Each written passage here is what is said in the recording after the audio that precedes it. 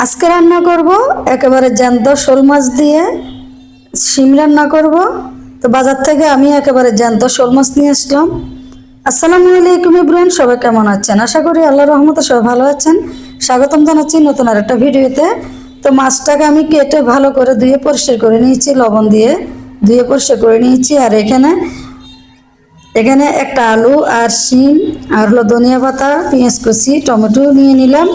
আর হাঁড়িতে একটু তেল দিয়েছি, তেলটা গরম হয়েছে। মাছটাকে হলুদ লবণ মেখে হালকা করে ভেজে নেব আমি।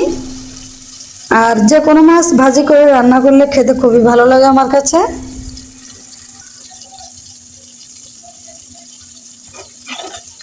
তো মাছটা এক পাশ হয়ে গেছে, এখন আর এক পাশ উল্টিয়ে দেবো আমি।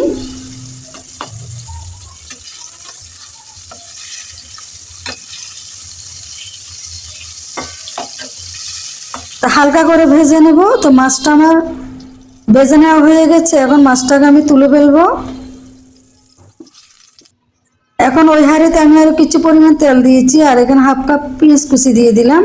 পেঁয়াজটাকে হালকা ব্রাউন কালার করে ভেজে নিয়েছি। আর এখন হাফ চা চামচ রসুন বাটা, হাফ চা চামচ আদা বাটা, আর 1 চামচ জিরা বাটা দিয়ে দিলাম। তো মশলাটাকে নেড়ে চেড়ে কিছুক্ষণ আমি কষিয়ে নেব।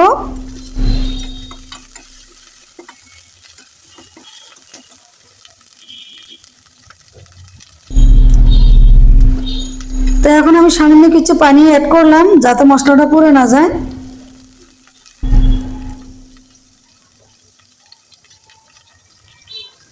তো এখন 1 চামচ লাল মরিচের গুঁড়া, আর হাফ চা চামচ হলুদের গুঁড়া, হাফ চা চামচ ধনিয়ার গুঁড়া দিয়ে দিলাম। আর এই মরিচটা খুবই ঝাল। তো মশলাটাকে নেড়ে চেড়ে আমি ভালো মতো কষিয়ে নেব আমি। তো সামান্য আরও কিছু পানি অ্যাড করলাম। তো মশলাটাকে যতই কষাবো মাছটা খেতে ততটাই ভালো লাগবে। তো কষানো হয়ে গেছে, এখন আমি শিম আর আলুটা দিয়ে দেব।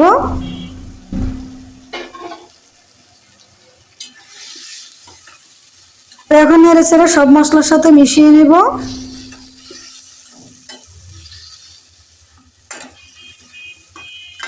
আর শিমগুলো একেবারে বাড়তে শিম। তো ডেকে দিয়ে আমি কিছুক্ষণ কষিয়ে নেব।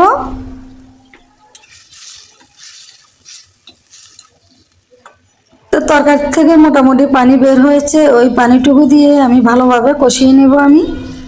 তো শিম আর আলুটা কষানো হয়ে গেছে। এখন আমি 1 মগের মতো গরম পানি দিয়ে দেব।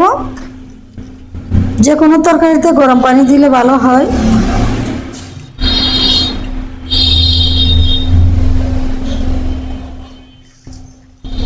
এখন আমি কেটে রাখা 2টা টমেটো দিয়ে দিলাম।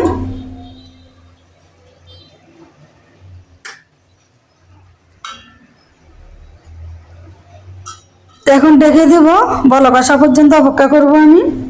তো বলক এসে গেছে, আর এখন আমি ভেজে রাখা মাছের পিসগুলো দিয়ে দেব এখন।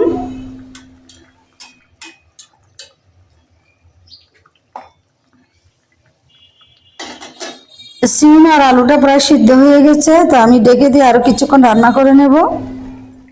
এখন আমি কয়েকটা কাঁচামরিচ দিয়ে দিলাম।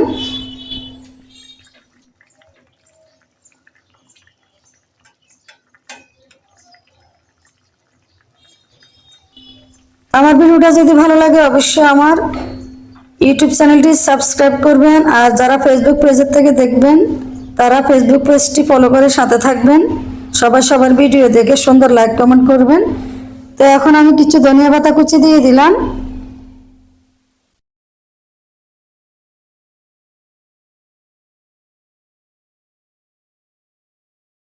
তো হয়ে গেল আমার শিম দিয়ে শোল মাছ, মজার শোল মাছ। এখন গরম গরম পরিবেশন করব। তো একটা বাটিতে আমি পরিবেশন করে নেব। আর গরম গরম ভাতের সাথে খেতে অসাধারণ মজা লাগে। আমার ভিডিওটা যদি ভালো লাগে অবশ্যই সবাই লাইক কমেন্ট করে পাশে থাকবেন। আবার নতুন কোনো ভিডিও নিয়ে হাজির হব, সে পর্যন্ত অপেক্ষা করবেন সবাই। সবাই ভালো থাকবেন। আজকের মতো বিদায় নিচ্ছি। ধন্যবাদ সবাইকে। আল্লাহ হাফেজ।